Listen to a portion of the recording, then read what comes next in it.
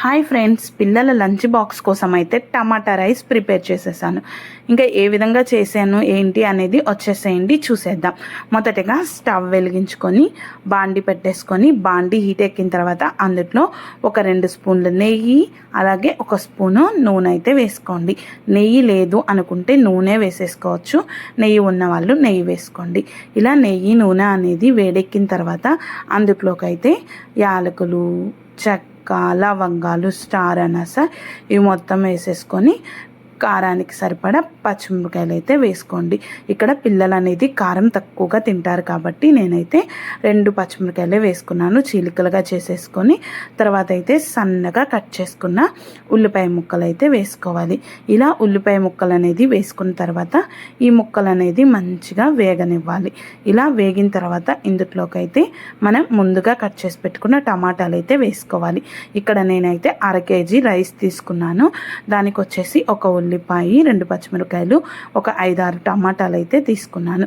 ఇక్కడ టమాటాలను అనేది మనం పొడవుగా కట్ చేసుకున్నామంటే అందులో ఉండే వాటర్ అంతా బయటకు వచ్చేసి గుజ్జుగా మొత్తం బాగుంటుంది. అదే చిన్న చిన్న ముక్కలుగా కట్ చేసుకుంటే మరి తొక్కలుగా ఉంటుంది. టమాటా రైస్లో తినేటప్పుడు కూడా ఈ విధంగా పొడవుగా కట్ చేసుకోండి.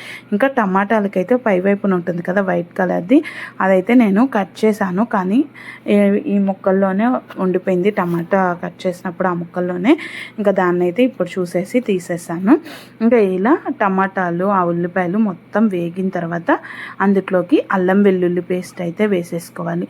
ఇక్కడ నేను 2 స్పూన్స్ అయితే అల్లం వెల్లుల్లి పేస్ట్ అయితే వేసుకొని మంచిగా పచ్చివాసన పోయేంత వరకు ఫ్రై చేసుకోవాలి. ఇక్కడ టమాటాలను అనేది మనం స్మాష్ చేస్తూ కలుపుకున్నామంటే టమాటా ముక్కలు అనేది లేకుండా గుజ్జుగా ఉంటుంది. ఈ విధంగా మనం టమాటాలు అనేది మొత్తం గుజ్జుగా అయిన తర్వాత ఇందులోకి అయితే ఉప్పు అయితే వేసేసుకోవాలి. ఇక్కడ టమాటాలు ఈ గుజ్జుకి సరిపడా ఉప్పు మాత్రమే వేసుకోవాలి. రైస్ వేసుకున్నప్పుడు రైస్కి ఎంత సరిపోతుందో అంత అయితే అప్పుడు వేసుకోవచ్చు. ఇప్పుడు మాత్రం ఈ టమాటా ముక్కలకి సరిపడా మాత్రమే వేసుకోవాలి.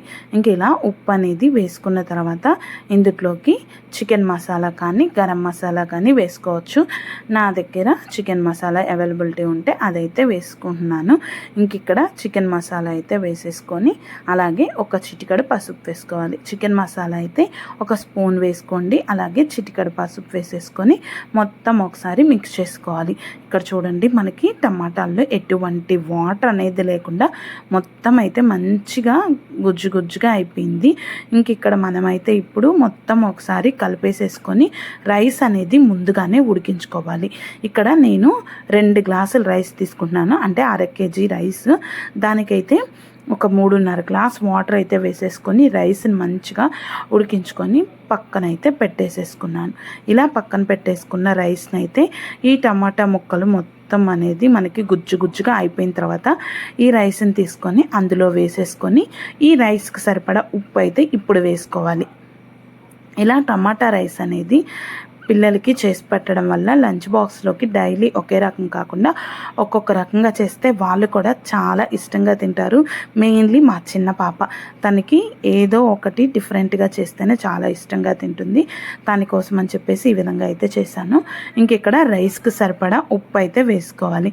ఇలా ఉప్పు అనేది వేసుకొని మొత్తం అయితే ఒకసారి మిక్స్ చేసేసుకొని మరొక నిమిషం పాటు లో ఫ్లేమ్లో పెట్టేసుకొని రైస్ని ఒకసారి మొత్తం ఫ్రై చేసుకున్నామంటే మనకి ఎంతో ఈజీగా తయారు చేసుకునే టమాటా రైస్ అయితే ప్రిపేర్ అయిపోతుంది.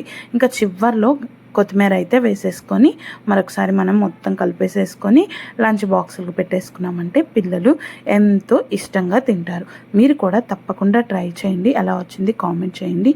ఈ వీడియో నచ్చినట్లయితే ప్లీజ్ సబ్స్క్రైబ్ చేయండి, లైక్ చేయండి. Thank you for watching.